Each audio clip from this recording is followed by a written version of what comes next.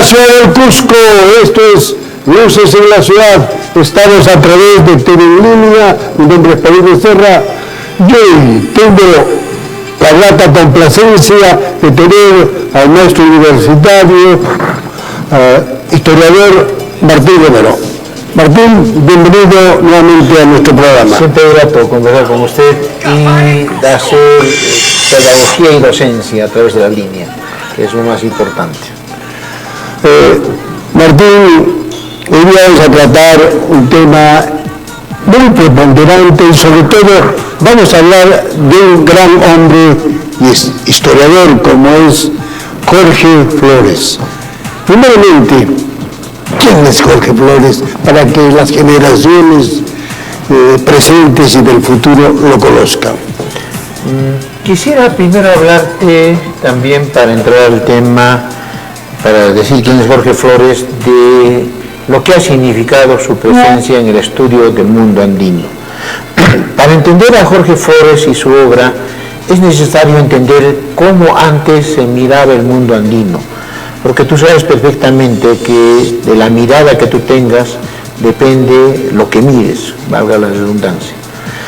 Hasta antes de Jorge Flores, el mundo andino era visto como Mesopotamia, como Egipto, como China, como Grecia, ¿no es cierto? Te contaban en el colegio el imperio de los incas, la organización social. Era como un famoso cuento de hadas que tú lo escuchabas y soñabas ahí, ¿no? Claro, entonces... Pero no era la realidad, ¿no? Claro, entonces tenías ahí dos cosas, ¿no? Una primera que era una visión del positivismo, digamos, occidental, ¿no?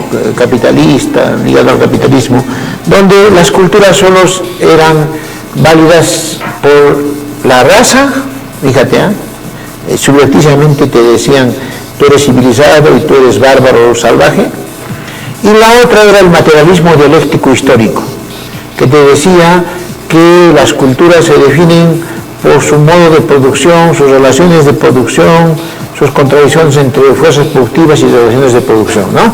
Y que habían 5 modos de producción. Entonces, y la otra era la visión religiosa nacionalista, ¿no? Según el cual, pues el pasado era glorioso, todo era bonito, no había robo, no había hambre, no había nada. Entonces, nos han vendido durante muchos años un mundo de ficción que no existía. Pero eso tiene un fin, porque de acuerdo al mundo de ficción que te venden, como tú lo dices, de acuerdo al mundo que te dan, te explican y te justifican un orden presente. Entonces, los blancos que eran civilizados tenían que gobernar. Y los blancos a su vez se apropiaban del discurso incanista, decían, yo soy inca, como inca te voy a distribuir, tú eres mi pobre vasallo, yo te voy a asistir, te voy a hacer asistencialista. Entonces tiene una explicación, y el comunismo, ¿no es cierto?, radical, no me refiero al socialismo, no me refiero a las tendencias de izquierda que asumen la democracia, no, asumía pues lo inca como el modelo a seguir de justicia social o comunismo primitivo que había que reproducir. Entonces, la historia no es pues inocua, no es algo que no se come, algo que tú solo hablas, no. Se usa la historia para legitimar modelos, dominios presentes. Así que no es una cosa inocente. Dime qué historia te cuento y te diré qué mundo estoy construyendo. Entonces en eso se producen en el mundo grandes cambios, ¿no? Como te dije, las ciencias sociales estaban llenas de Taylor, de Morgan, estos antropólogos que definían a las sociedades por sus razas, por su tecnología, ¿no es cierto? O de los otros, ¿no? Los marxistas que te definían por su modo de producción. Entonces, o sacaban las fuentes de crónicas, nada más crónicas, o las preconceptos, prejuicios, estereotipos, ¿no? Entonces, hace falta todo un vuelco histórico, todo un vuelco teórico, para que se vea de distinta manera el mundo, y no solo el mundo andino. Más o menos, con esto pasa porque mucho se ha traficado con una idea del mundo andino. Yo soy andinista. Hasta ahora se sigue traficando. Hasta ahora. O sea, yo primero me pongo un pelo largo y me pongo un sombrero y ya soy chamán. Me digo indígena y ya me atienden bien. Te insultan y te entienden. Entonces, o criticas algún factor de la cultura tradicional, porque no toda tradición es bueno, ya es racista. Entonces, ocurre que pues hay un cambio, y tú has sufrido el cambio a cada rato, porque difícil es conversar con personas que tienen ya establecidos y tienen fe más que creencias, ¿no? Convicciones de fe más que certezas probadas, ¿no? Y algunas personas, digo, no todas. Entonces lo que ocurre es que más o menos a inicios del siglo XX comienzan a cambiar las perspectivas, comienzan a haber otras miradas, porque esos esquemas entran en crisis por la misma crisis de Occidente, ¿no? Raymond Aron habla de la crisis de Occidente, la Primera Guerra Mundial demuestra lo brutal que era la cultura occidental y su visión, si bien había aportado al mundo en muchas cosas, también lo brutal. También comienza a denunciarse que lo que ha ocurrido desde 1795, cuando se restaura la monarquía, y esta monarquía aparece con el nombre de democracia, entre comillas, pues tiene toda una carencia epistemológica fallida atrás, vale decir, lo que se llama el darwinismo social, o sea, el engaño, la cultura darwinista. Entonces comienza a denunciarse toda esa cultura, comienza a haber una crisis, ¿no? Más tarde esa crisis va a continuar con la Segunda Guerra Mundial, cuando la Unión Soviética invade los países libres del este del Asia. Entonces ya esto no es pues, la interpretación correcta, ¿no? Entonces comienzan a haber una serie con los fenómenos fácticos que se ven en el mundo. En la intelectualidad también comienza a procesarse otros modos de ver el mundo, y entonces surge la ecología cultural, surge la crítica a la economía clásica de Ricardo, de Marx, de Adam Smith. Entonces ahí surge Karl Polanyi, un gran hombre teórico que dice, un momentito, aquí la sociedad es gobernada por la economía y los poderes, pero en las culturas antiguas eran la sociedad la que gobernaba. Y comienzan a cambiar las y hay una serie de pensamientos que van cambiando a través de ese pensamiento, de esa afirmación. Así es. Entonces, esa corriente llega a uno de los que trabajó cerca de Stalin, a uno de los hombres. Tú acuérdate que en los años 30 Stalin comienza a hacer purgas, a matar a todos los que están a su alrededor y a firmar la dictadura comunista, que no para nada era pues la dictadura o el sueño con los que habían de lo que se ve por supuesto. Siempre nos han enseñado que las grandes revoluciones son las que han hecho los dictadores que al final se apropian. Mao, un dictador que distorsiona la revolución. Castro distorsiona totalmente la revolución. No, pero se puede decir, lo gracioso de todo esto es de que todos estos dictadores que tanto se llevan la boca porque han acabado. O sea, no, pero todos agarran con el imperialismo yanqui. Claro. Lo primero, son los imperialistas. Que lo primero que tiene sus propiedades, por supuesto, corruptos, ricos. Mira, todos hablan, y las películas, la cultura, y eso también hay que ver, de los 6 millones de los muertos por Hitler. ¿Y quién habla de los 140 millones que entre Stalin, Mao, Castro y todos los demás han hecho? Bueno, pero quiero decir que siguen viviendo, claro, pero no vamos a mirar una nueva forma de ver el mundo, ya. ¿No es cierto? Entra Karl Polanyi, luego viene John Victor Murray. John Víctor Murra, ya con los trabajos de Marx ya en su última vez dijo, pues no todos son 5 modos de producción, no todo es mercancía, dinero, no todo es pues relaciones instrumentales, compra-venta, mercado, clases sociales, casas de... Yo le puse a retroceder sobre ciertas afirmaciones que hace en un primer momento. Así es. Entonces comienza a abrir. Y luego también viene el eurocomunismo, un comunismo que va a mirar las cosas de mejor modo. Luego viene el socialismo italiano de Antonio Gramsci, que habla de que, oye, no todo es pues lucha de clases, dictadura del proletariado, muerte, violencia, no, es cultura. Entonces va viendo, va viendo una evolución. Murra es marxista. Sí. Entonces, John Murra, discípulo maestro de Jorge Flores, ¿no? Entonces va a los estudios de Marruecos que hace Polanyi, está en la guerra civil española entre nacionales y republicanos, está recorriendo el mundo y dice, oye, mira, acá han estudiado cultura solamente con documentos hechos por europeos, muy subjetivos, muy manipulados, crónicas, notas de viaje, todo ello. Pero hay que ver los documentos más fríos, esos que no pueden ser tergiversados. Mira, ahí viene la fuente, Donato Amado, Franklin Pierce, mira, fíjate, ¿eh? No, pero o sea, hay una notable evolución, así es. Pero para adelante ya acercándose a una suerte de verdad, ¿no? Así es, acercándose, porque sería pedante decir que uno la tiene, ¿no? Entonces, para contestarte a tu pregunta, ¿quién es Jorge Flores? Tienes que entender este contexto. O sea, si no entiendes este contexto, no entiendes quién es Jorge Flores, ¿no? Porque yo te puedo hablar, mira, era alto, moreno, con la cara así, con su nariz, no. Entonces, es intelectual. Ocurre, ¿cómo es que va a Cornell, John Murra, sospechando que hay otras culturas que podemos estudiar, que más o menos un fenómeno distinto están ocurriendo en las culturas prehispánicas de América. México no tanto, porque México pues tiene un régimen mucho más plano, ¿no es cierto?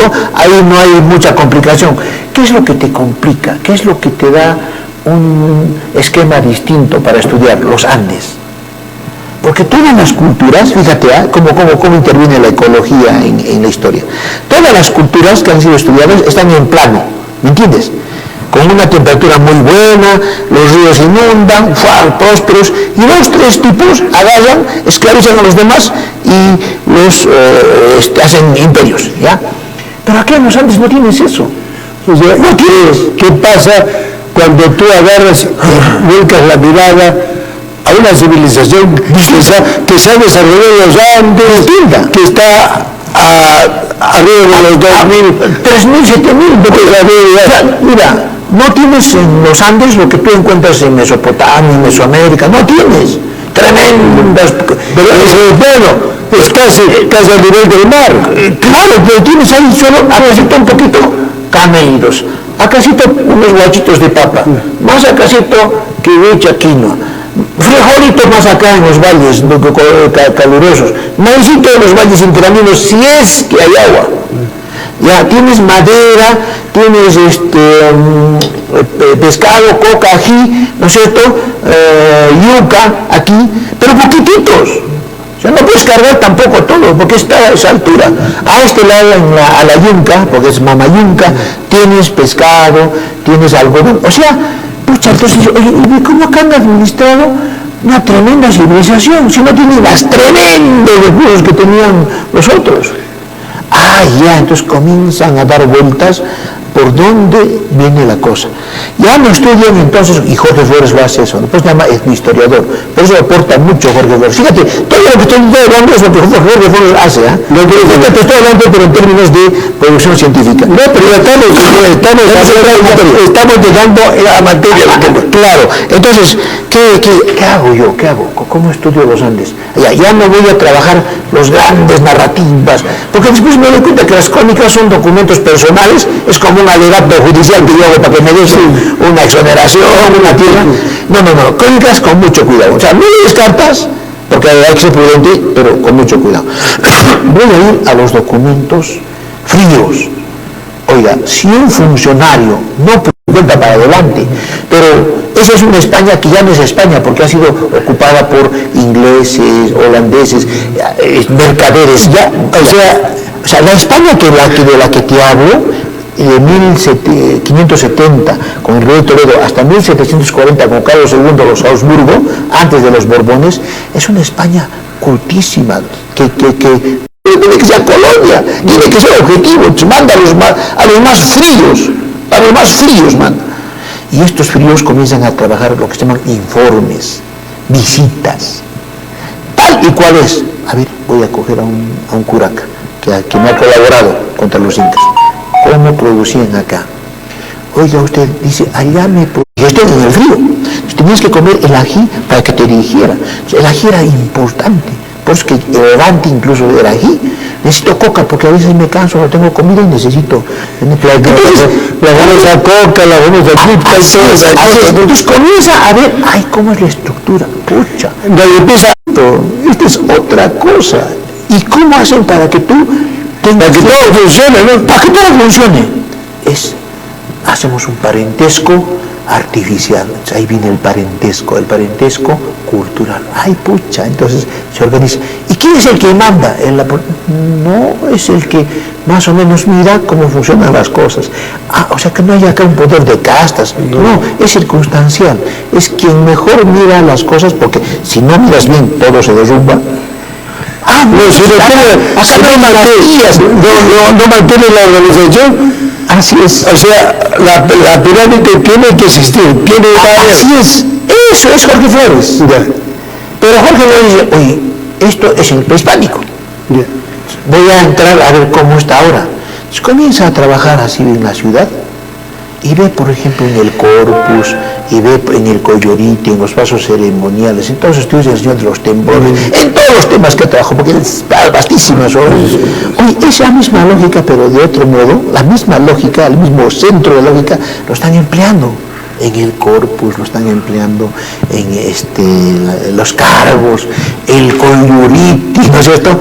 ¿Cómo es que el Paulucha, que no es cucucu, porque caray, no te metes en el europeo, pero es que funda Sendero Luminoso, Ucucu, esos son Ucucos, son osos, los osos no peregrinan. ¿Qué oso tú ves?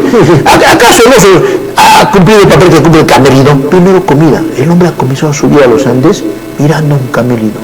¿Cómo subo? No hay comida, me regresaré pues, he venido de la selva o de Caral, me regresaré. No, pero ha visto un camello, ha matado un mes de comida. Pero después, oye, si los mato a todos. No, voy a ver cómo vive. Lo domestico, en vez de matarlos a todos. Oye, pero vive así, este pata, va y cuida el agua, no come todos los pastos, sus desechos los deja en un solo ladillo. Sí, va en línea, tiene algodoncitos. No arranca el pasto, sino lo corta. Y sabe dónde cortar. Entonces comienzo a tener la lógica del agua. El sentido de supervivencia es estudiado en todos sus... Entonces estudia con el Yuriti, con una fiesta, estudia los cargos, el corpus. Oye, la misma lógica se está aplicando. No, se sigue cumpliendo ese triángulo. Así es. Y se sigue aplicando. Jorge Flores es también político. Él ha participado junto con Valentín Paniagua en la gran reforma del 56 de las universidades. Y entonces dice, oye, pero ¿esto también funciona en la política? Sí, los tejidos sociales andinos, las estructuras. Yo lo que quisiéramos que funcione, ¿no? Claro, y sigue funcionando. Y te preguntas, oye, ¿por qué están haciendo chacra en el Congreso? Cada día se están bajando instituciones, todo, y sigue la sociedad. Están robando, hay una recesión de la maldita sea, y sigue funcionando en la economía. Oye, están, pues, tienes ahí el lumpen, tienes tú el poder en todo sitio, y la gente sigue teniendo sociedad, están atracando en las calles, no ha colapsado. Entonces, Jorge Flores comienza a explicarse que detrás de todo esto hay una estructura subyacente, espiritual, emocional, muy interna, que se ha forjado en 15.000 años. Pero te voy a decir que esto no funciona en lo que se quiere llamar, no se está funcionando en lo que es capital de la República. El Estado. Las instituciones formales. O sea, ahora, los migrantes han llevado esto. O sea, los migrantes, sobre todo esto es una concepción de esos serranos, de lo que está en el centro, porque la gente del norte tiene un pensamiento un poquito más. Pero también, pero todos están en el mismo desarrollo de la pirámide, ¿no? Los Andes llegan hasta Centroamérica. Claro. O sea, tú te vas a dar cuenta que en algún momento los moches colapsan por los niños, por el clima, y necesitan tener relaciones con los andinos. O sea, no solo necesitan, perdón, estoy equivocado, estoy hablando mal, siempre lo han tenido. Tú vas a ver en los moches, en sus entierros, cantidades de camélidos, cantidades de que ya los van adaptando con su cultura. Claro, de hecho Bonavia, este es otro de los logos del enfoque de Jorge Flores, comienza a rastrear cómo los camélidos se adaptan a climas cálidos. Y él demuestra que en la costa hay un tipo de camélidos, y va a Choquequirao, estudia los chachapoyas, Cuela, Belgrán, Pajatén, y está descubriendo que esos camélidos, que son la razón de ser de la cultura andina, porque ¿quiénes son los que transportan y los que estructuran? Por eso Jorge Flores le da su enorme vuelco a los camélidos. Les da la valía que antes ningún historiador le da. Claro, porque ¿qué cosa para ellos era pastoreo? Pastoreo es tener en tu casa atrás un corral de tus vacas, tener tu pasto cerca, cultivar tu pasto y tu pienso. Pero es que es una mentalidad totalmente cerrada, ni europeo, diría, viejo comunista, ¿no? El mercado. En las culturas asiáticas, por ejemplo, ¿no es cierto?, se han cultivado los grandes vacunos, ¿no?, el yaj y todo ello, pero no cabe, pues acá eso, no cabe. Se parece mucho al Tíbet, eso sí, el doctor Flores hace comparaciones con los... Pero es otra cosa acá. Acá el pastoreo no es pues así. El pastoreo tú tienes que dejarlo al uyua, y el uyua tiene una relación contigo. O sea, lo domesticas de tal manera. Fíjate, el empresario Roger Valencia, en una conversación que tuvimos, me hizo dar cuenta de una cosa que no lo había escuchado a Flores. Flores siempre lo decía, pero no lo había escuchado. Lo he visto, pero no lo escuché. Pero él me lo ratificó. Me dijo que las llamas no ovulan ni generan apareamiento, y por eso es que tiene que tener un jainacho que la provoque. Y hay la necesidad del ser humano. Y Jorge Flores siempre hablaba del uyua. ¿Por qué el uyua? ¿No? Entonces sí me entiendo yo, ¿no? Es que el hombre tiene que pastorear desde lejos. No necesita ese pastoreo. Por eso no es el mismo pastoreo de las ovejas, de la cabra, de la vaca. El pastoreo de los camellos es muy diferente. Sí, incluso vive en otro piso y ahí están. Sí. Ya hay toda una reciprocidad y una organización de cuidar de que nadie invada, ¿no es cierto? Hasta al puma lo dejan cazar, porque si no, pues también tiene que haber equilibrio, ¿no? Entonces me di cuenta, sí, pues este es otro modelo, es otro esquema, que no solo te cambia el pastoreo en sí, sino la organización social, política, económica. Pero o sea, ¿cómo es que recién sale, a través de Jorge Flores Ochoa, sale esta situación de toda una organización? ¿En base a qué? En base a los camélidos. Así es, pero para entender los camélidos tienes que entender toda la estructura. O sea, llegaste ahí. Así es. Si tú ves los historiadores, lo ven ahí como un animal, sí. Pero el que le empieza a dar la importancia es Jorge Flores. Claro. Donde le dice, señores, esta es la estructura, pero ¿en base a qué? En base a nuestros camellos. El año pasado tuve un problema justo por eso. Mira, lo que tú dices, ¿no? ¿Cómo es que hasta no se valora, no? Para nuestro grupo, el proyecto que teníamos, no voy a decir el nombre, hay que escoger una mascotita, ¿no? Entonces yo propuse pues, que sea el camélido, porque es el centro de todo. Y una chica que no tiene estudios de antropología, muy buena profesional, ¿no es cierto?, admirable. Mira, fíjate que hay gente tan culta. el osito. Oye, pero ¿dónde queda el osito con esto? Es que el osito panda que está en extinción, eso pero allá en China, ¿no?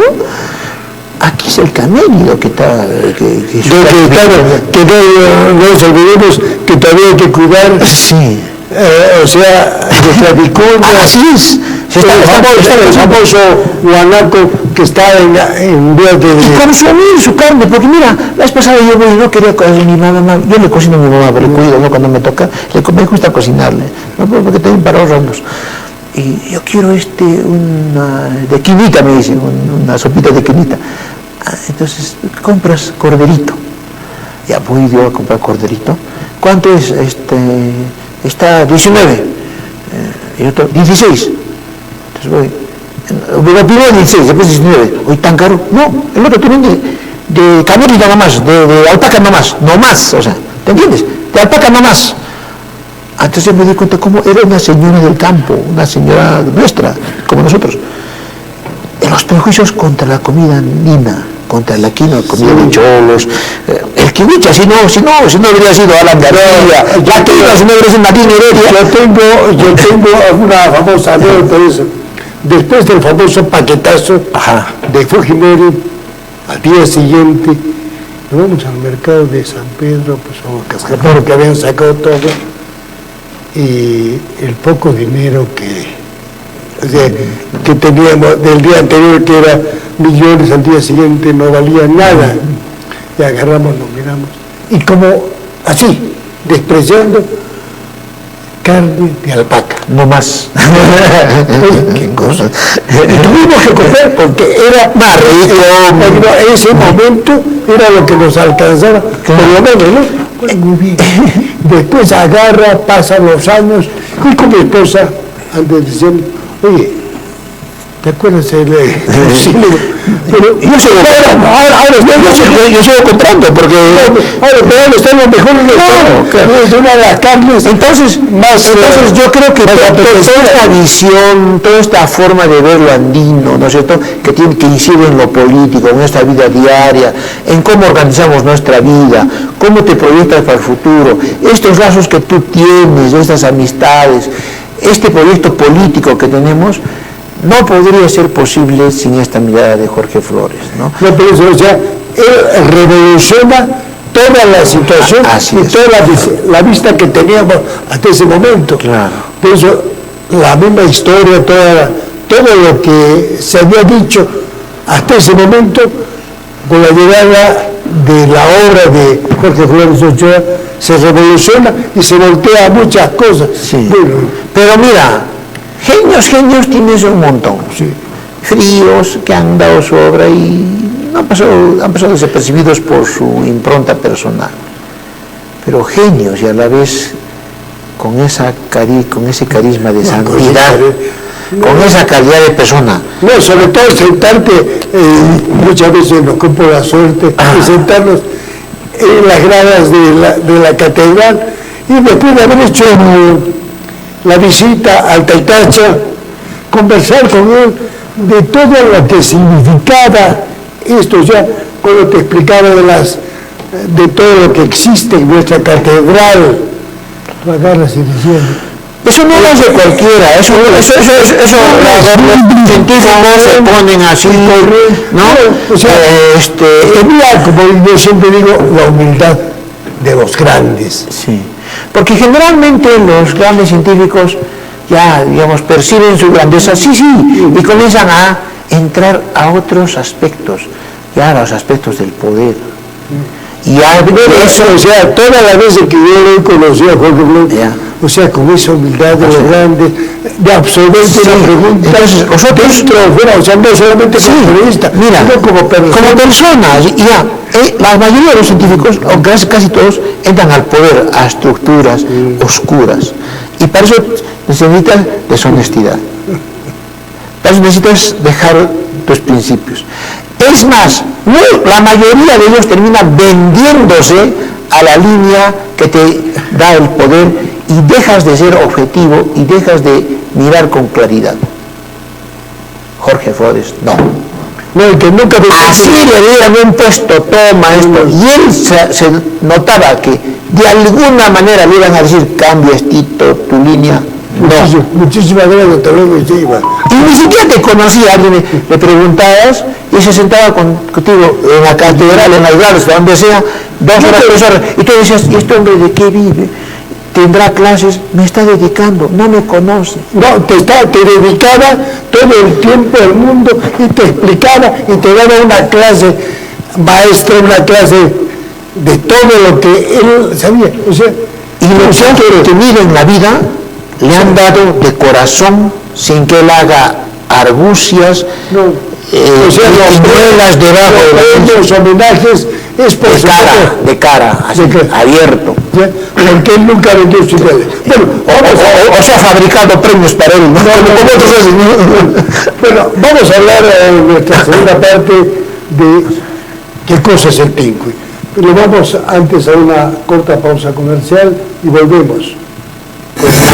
Y cambiando de tema, la vida tiene que continuar. También queremos saludar a la panificadora Marqueses de Oropesa, donde su pan guagua, su pan caballo viene con calidad. Pídalo directamente a Saya. Y en diciembre tendremos las chutas navideñas. Panificadora Los Marqueses de Oropesa. Bueno, continuamos en esta segunda parte con Martín Romero, historiador y una de las personas que yo creo que ha convivido y ha absorbido mucho más de este gran hombre, que se ha ido así, como lo quiera, simple, común y corriente, y hablando con su pueblo, conversando, y en esas tal vez charlas de café y lo que era el extra, ¿no? donde muchos acudíamos cuando él estaba solamente para escucharlo, de esas peroratas, esas cosas que tenía él, de no guardarse nada y de enseñarte con toda esa cuestión sin egoísmo, ¿no? Mira, a mí me decían brazo armado de Jorge Flores, Camachi de Jorge Flores, bueno, un honor, un honor de hombre, ¿no? Que el brazo en vida demostró que era el brazo armado de Jorge Flores. Entonces, mira, ya hablando de Tincuy, o sea, 40 años, ¿cómo nace el Tincuy? Primeramente, ¿qué es el Tincuy? Para que la gente sepa. Igual voy a contestar explicando. Ya. Un científico, no todos tienen las condiciones de serlo, porque necesita pocos, no necesita muchos. Para ser feliz y persona, tú no necesitas ser científico ni título universitario, no necesitas. ¿No? Solo acá nomás en otras sociedades bien coloniales, feudales, ¿no? Si no eres licenciado no eres nada. Entonces, para el científico se forma de toda una vida, es toda una vida. Como ahora lo están pidiéndoles ya trabajos de investigación, porque ya se están dando cuenta, porque ya están mundializando, es como a escribir tú aprendes toda la vida. O sea, no es que faltando 12 meses para la tesis, no. La tesis escribe te quieres adolescente y se sigue escribiendo. ¿Ya? Entonces, la universidad lo único que te da te afianza, te da roce, no te define, o sea, por eso yo digo, por el plagio, pues. Como no están preparados para eso, entonces tú te desesperas, no puedes. Y se recurre al copia y pega, ¿no? Y ahora tampoco, porque todo te detectan, ¿no? Entonces, yo creo que eso es lo que estamos sufriendo ahora, una falsa concepción de que la universidad lo es todo. Si tú te das cuenta, lo que hemos hecho en estos minutos contigo es mirar lo que no es obvio, ¿sí o no? Sí. La mayoría de la gente mira lo obvio, ¿no? El negocio, todo. Pero la universidad es para que mires lo que no es obvio, o sea, ¿qué hay detrás? Esa es la universidad, la ciencia. Entonces, es lo que se debe hacer, estar en una investigación continua. Perfecto. Y para eso tienes que tener diferentes posiciones y miradas. Eso es lo que se ha hecho con Jorge Flores. ¿Ya? Entonces, él sabía, con su experiencia, que no basta que estés dentro de una universidad. No basta que te roces con tus compañeros o con tus profesores. Que el mundo, la ciencia tiene una característica, la ciencia es universal. Pues que no puede haber ciencia en un idioma. Dice, se ha graduado tal persona en idioma griego, en idioma pastún, se ha graduado en idioma ruso. Oye, Se ha grabado en idioma aymara. Oye, por favor, oye, estás pateando la lógica. La ciencia es universal. O sea, la ciencia no es de Occidente, de Oriente, de Cusco. No le podemos paredes ni parámetros. No, por eso pues se llama ciencia, porque tiene que pasar por la academia internacional, ya, y con el paradigma actual. Entonces, eso no tiene el alumno. Ya, tiene pasantías, pero unos cuantos. A veces se limita, y a veces hay un tubo muy político por el que entran ahí. Pero tampoco es suficiente. Entonces, el alumno necesita un espacio donde proponga su trabajo a la comunidad internacional. Y Jorge Flores, con ese conocimiento que tenía, esa universalidad, amigos en Japón, Europa, Asia, Estados Unidos. Entonces, aquí venían justo los del norte en agosto, mes de la Pachamama, a investigar, vacacionar, contactar con intelectuales, hacer trabajo de campo. Y eso aprovechaba Jorge Flores para que los chicos expongan sus trabajos y esos grandes consagrados les contribuyan y los chicos emocional, espiritual e intelectualmente crecidos. Y eso es el Tincuy. Es el famoso Tincuy, ¿no? ¿Por qué? Porque se tenía personalidades donde estos niños, se puede decir, tenían una pared, o sea, tenían dónde exponer. Así es. Tenían un nicho para decir, acá estoy. Un foro mundial. Un foro mundial, ¿no? Son 40 años. O sea, que a modestia aparte, varios. Toda la corriente de novedades de antropólogos, científicos sociales, que se ha creado en América Latina, tiene como fuente el Tincuy. O sea, modestia aparte. No, es que modestia aparte, o sea, ya no podemos ser, Martín, con falsas modestias de que no, que señores, esto se hizo. ¿Y dónde nació? Nació en el Cusco. ¿Quién lo hizo? Lo hizo Jorge Flores y un grupo de la gente que lo ha querido seguir y que ha creído en lo que él hacía. Y que solitos también, porque la idea es que tú no dependas de nadie al final, no. Que tú, lo que se llama, adquieres una segunda naturaleza. Ya hemos publicado, con el esfuerzo de la familia, de instituciones, ¿no? Los dos primeros compilaciones de estas muy buenas ponencias, ¿no?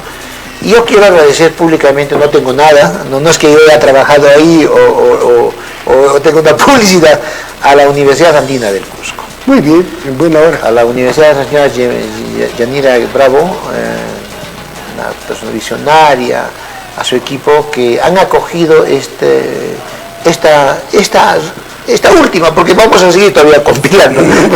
La 3, y con una edición de lujo, con un muy buen presupuesto para la corrección de estilo, con muy buenos profesionales en diagramación, ¿no? Estos meses, estos días vamos a estar entregando la tercera entrega. Bueno, felizmente ya los primeros meses del próximo año tendremos esa torneo guapo. Así es, y va a estar en electrónico. Bueno, los dos los he puesto en electrónico, ¿no? Pero ahora ya más oficial, más indexado, ya digamos el esfuerzo de la familia, no, yo que me dicen el brazo armado de Jorge Flores, no me acuerdo eso, ¿no? Que le estamos, y porque la amistad, pero sobre todo, digamos que... Y que va a ser una suerte de un libro de consulta. Así es. Para muchas generaciones que no conoce muchas de estas ponencias. Mira, que van a interesarse recién. Te anuncio. Está el artículo póstumo de Jorge Flores sobre Garcilaso y los puentes, como toda esa teoría que te he dicho, en los puentes. Está el artículo, el último, de Abraham Valencia Espinosa sobre la danza, el yunqueño, esta danza de los teralas que iban y que te narraban cómo venían con el paludismo, el problema de la selva. Ya. Está el artículo lindo de Héctor Espinosa sobre el Joa Haititi, el mejor artículo sobre felinos y sobre ellos, ¿no? Hay varias cosas lindas. No es que hay una chica, Berenice Díaz, me parece que es joven, que mezcla cómo la informática y la cultura andina tienen una especie de interrelación y cómo se está diseñando de nuevo el mundo andino a partir de la informática. Jóvenes como estos chicos, Pau Carmaita, ¿no es cierto? Turismo cultural, así, cosas lindas, Mamá Chabelen. Conocer todas estas ponencias, estos trabajos, porque 40 años se dice muy rápido, pero es toda una vida, ¿no? Mira, y lo bueno que hay jóvenes, ahí está Pavel Ugarte también, ¿no? Pavel Ugarte, digamos, tiene una visión moderna, como joven, o sea, una cosa, ¿no? Justo esto, ¿no? ¿Cuál era el propósito del Tincuy? Que los jóvenes continúen con una forma de pensar. Como un legado, o sea. Así es, mira, el trabajo de Pavel Ugarte, Berenice, de Erika Serrano, ¿no? Son jóvenes que te muestran de distinta manera el mundo, ¿no? Pero desde su perspectiva, hacia el futuro. Desde su visión, ¿no? Sí. Bueno, si quieres desde su cosmovisión, pues claro, bueno, a veces crees que lo andino es para viejitos. No. Pero te das cuenta cómo sigue vigente. Sigue vigente porque es que seguimos en lo mismo. O sea, hay una base la cual ha sido bien construida y seguimos ahora a través de los tiempos, sí, utilizando esa misma base. Y le estoy proponiendo a la rectora, Yanira, que aparte de, como ya la Universidad Andina tiene centros y contactos internacionales, haga esto con los chicos, o sea, una especie de Tincuy, pero donde esos organismos les nutran. Porque algunos nomás te hacen pasantillas, otros se quedan en el trabajo, otros no tienen trabajo, ¿no? Pero es bueno hacer estas reuniones para que ellos se empapen de lo internacional. Porque, bueno, muchos se creían de que el Tincuy era patrimonio de nuestra primera casa de estudios, que solamente debía ser con la participación de estudiantes antonianos. O sea, se aperturó mucho más. Justo eso era una naturaleza muy bonita, porque yo me acuerdo que alguna vez, no voy a decir la persona, alguien cuando hubo la controversia de Machu Picchu, tienes que poner los dos lados, ¿no? Este lado y este otro, y cuando pusimos del otro lado, uno de los miembros muy chocó y dijo, no, estamos dando una imagen de sesgo, no, todos. Te confieso, y no temo decirlo, ¿no? Hasta posiciones de Sendero Luminoso y de extrema derecha han estado en Tincuy. Te cuento en términos políticos e ideológicos. No, yo también. O sea, el doctor Ross, quiero mi ponencia. No te decía, sí, ven mañana. No. Escribí en la calle, te lo escribía. Entonces solamente era cuestión de llegada, ¿no? De orden de llegada. Ya no había, pues, porque no puedes cargar mucho. Y no porque...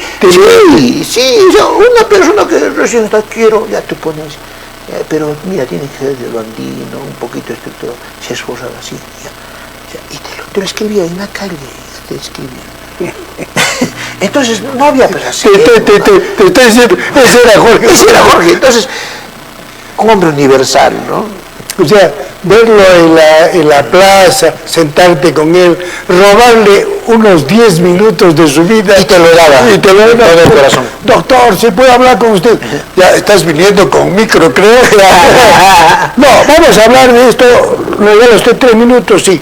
Simplemente su visión de lo que hemos vivido, por ejemplo, del corpus que hemos vivido, ¿no? Este corpus, muy bien. Bueno, agarra, terminar, entonces bajamos la cámara. ¿Y qué tal? ¿Cómo estás? Sí. Oye, pero para que conozcas más, siéntate. Pam, esto es así, para que expandas un poquito más. Así es. O sea, expandas más tu mente, ¿no? Y esto, trátalo por acá, esto es así. O sea, el cuerpo no solamente es, el cuerpo viene de esto. Te agarraba a enfocar. Y agarraba, no. Y después he recibido hoy día una gran clase de historia que nunca la había recibido. Nunca. O sea, no solo te daba el dato, te daba el proceso mental, la estructura de cómo ver las cosas. Sí. Ahora, por ejemplo, estábamos en el Taitacha, ¿no? En la situación, sí, un ratito, está en la misma plaza, ¿no? hablamos un poquito de todo lo que significaba esto de los chayas, sobre qué cosa estaba la catedral, las famosas huacas sagradas, toda la situación. No, bueno, terminamos. Un ratito, enfócate de esto, aquello, porque esto, aquello, todo lo que significa. Y hay la cuestión de las cartas. Entonces, ¿qué cosa?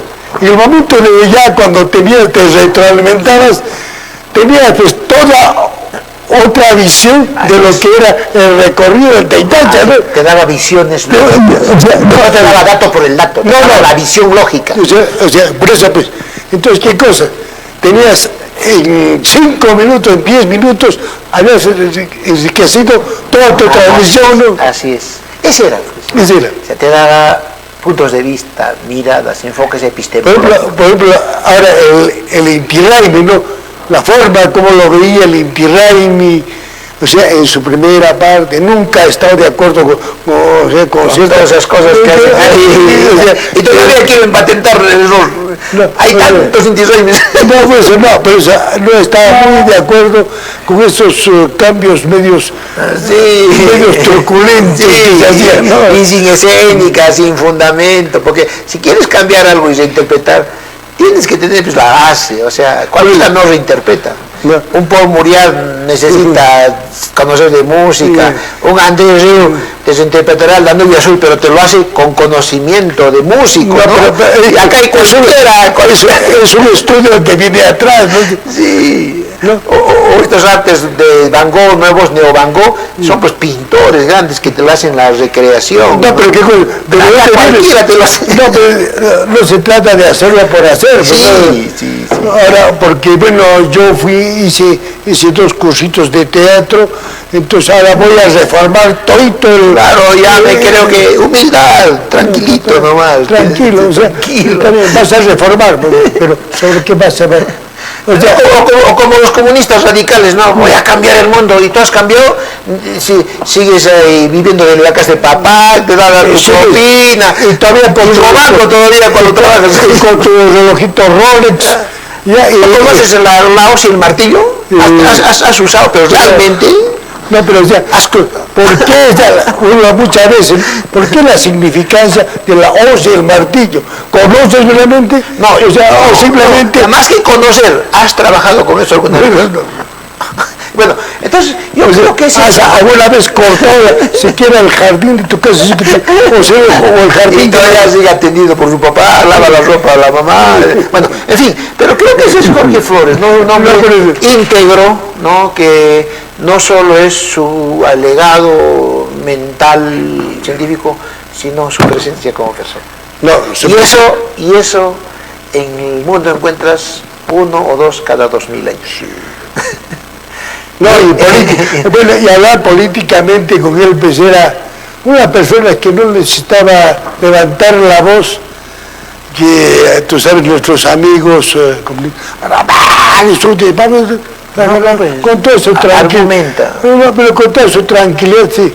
Bueno, pero eso, una expresión, eso no es tan cierto. Pues, porque te agarraba y empezaba toda la situación, y el tipo que había gritado, o sea, estaba completamente desarmado, no sabía cómo enfrentar, porque no necesitaba, o sea, no necesitaba levantar la voz. Siempre decía, o sea, no el que habla más alto es el que tiene la razón, ¿no? Yo lo gocé en la Asamblea Universitaria.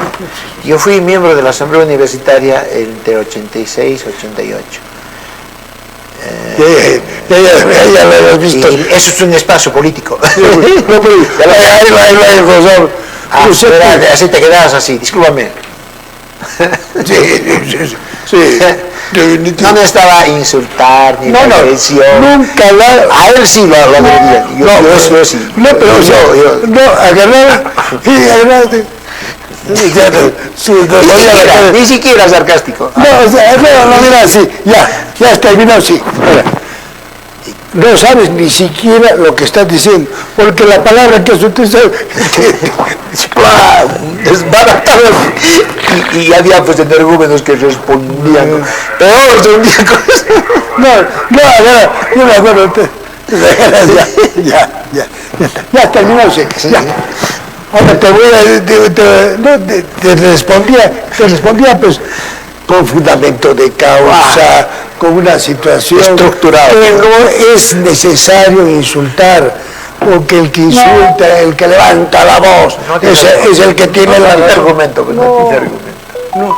Y lo he visto, por ejemplo, en algunas conversaciones, si se puede llamar polémicas, con algunos de los líderes más conocidos de acá de la izquierda radical, así, pero sin gritar, sin nada, porque los otros seguían con la misma situación que semicolonial, semifeudal, en tránsito al capitalismo dependiente. Vamos a definición, ¿no?, del Estado peruano, se agarra con toda la situación. Entonces, patrimonio desarmado. O sea, es que, y te desarmaba, pues, ¿con qué? Con argumento. Con todo el argumento, con sus citas, con haber leído tanto, no solo sino él también ha sido dirigente. Él ha sido dirigente. Y es dirigente, ¿no? Yo creo que en el fondo, pero sobre todo haber paseado. Javier Flores, su sobrino, sí, lo define como un militante científico. Sí. Porque finalmente, si tú ibas a las clases de Jorge Sánchez, su discípulo también, Jorge Sánchez... Yo tuve la suerte de... Jorge Sánchez Farfán. Claro. Ha sido mi docente. Sí, argumentaba con Murra, sí, con Flores, sí, cómo caracterizar la sociedad peruana, porque había pues el debate de la caracterización, sí, de la sociedad peruana, ¿te acuerdas? Sí. Semifeudal, semicolonial, capitalismo burocrático, y tienes que hacer esto. Plan, no sé, hasta esquemático, ¿no? El pensamiento de algunos, ¿no? De algunos, ¿no? Porque ahí tiene una izquierda muy... No hay que meter todo eso. No, pero y con Flores y con Murra, ¿no? Así no funciona la sociedad andina. Así no es. Aquí no puedes hablar de dictadura del proletariado, de evolución del capitalismo. Porque la realidad es diferente y les demostró que la realidad es muy diferente. Claro, la última fase del capitalismo, la última fase del imperialismo, no sé, y todas esas frases, ¿no? Entonces, los desarmábamos, ¿no? Entonces el debate era fuerte, sobre todo con pero él agarraba, pues, trataba de que en todo momento el debate fuera alturado, ¿no? Sí. Y como te digo, no el que más grita es el que tiene la razón. Sí. Y el que más insulta, ¿no? Sí, y generalmente habían dirigentes muy esquemáticos que se aprendían el manualito, ¿no es cierto? Y mal aprendido todavía, porque había un manualito de Pulitzer chiquitito, o Afanasiev un manualito, Konstantinov, Marta Harnecker, Althusser, solo eso, ¿no? Y ni siquiera eso, ¿no? Algunos leían solo un chiquitito, el librito rojo, ¿no? 5 tesis filosóficas de Mao Zedong, ¿no? Con eso no vas a aprender pues, la sociedad, porque necesitas tener mucho más, o sea, eso será pues, la parte. Si no leer ¿cómo se llama? A lo que ha sido también uno de los pensadores, junto con Ayala, Luis Alberto Sánchez, bueno, Carlos Manuel Cox, y el mismo Carlos Marx, toda esa playa de gente bien. El mismo Mariátegui. Mariátegui tienes que tener mucho fundamento. Bueno, con Mariátegui, ¿qué cosa pasa? ¿Cuántos han leído Mariátegui? Agarra, o sea, algunos conceptitos se han aprendido de memoria, ni siquiera quieren interpretarlo. Mira, para entender a Mariátegui, tú tienes que haber leído toda la fenomenología del siglo XIX fines. Porque él empieza con Nietzsche incluso, sus 7 ensayos. Pero tienes que entender a Benedetto Croce, tienes que entender o sea, cada vez que lees, cuando empiezas a leer, agarra y te empieza a hablar, tienes que agarrar el otro libro, tienes que agarrar porque dices, un momentito, ¿cómo lo voy a entender? Y cada vez que vas adentrando más en los 7 ensayos, había un gran teórico de izquierda que decía, bueno, la izquierda peruana en su mayoría ha sido una copia-pega de la izquierda o pequinesa o moscovita y después la cubana. No ha habido un estudio, o sea, por eso es que estoy intentando hacer una especie de formación política para que tengan bases sociales de cómo diagnosticar el mundo. O sea, no puedes tú dar una propuesta política sin un diagnóstico bueno y sin estos conocimientos teóricos, como los de Flores, como los de Murra, ¿no? Escuela política naranja, cómo levantar la mano en el Parlamento. Escuela política tal, cómo hacer un presupuesto. Eso no es política. Política es primero que tienes que conocer. No, y todo es todo un conglomerado, ¿no? Claro, entonces, mira, la política ha descendido tanto que ya no tenemos esos debates, que quizás las tengamos de acá unas décadas cuando después de pisar el fondo volvamos a... No, más a fondo de lo que estamos, yo creo que no. Pero, gracias. No, a ti vas a disculpar que nos hemos extendido tanto, ¿no? No, nos hemos sorprendido, ¿no? Bueno, y ya tenemos la nueva edición también de lo que es Página 11 en los próximos días. La pésimo ejemplo, dice, de los funcionarios de nuestra comuna central, Santiago sin autoridad municipal, esta reelección inmediata de gobernadores y alcaldes, vamos a tratarla en una... Pero también que aprueben las primarias, para que haya un militante, un voto y elecciones previas antes que no se elija son los partidos. Muy bien, primarias, pero también su elección. Y bueno, y tendremos ya en los próximos días está salido hoy día, ya tenemos la carátula, ya tenemos, y debe estar en su kiosco de la esquina, Página 11, con todo lo mejor. Bueno, nos vamos hasta el día de mañana, donde tendremos otro programa. Muchísimas gracias nuevamente, Martín, y estaremos con Luces de la Ciudad. Buenos días.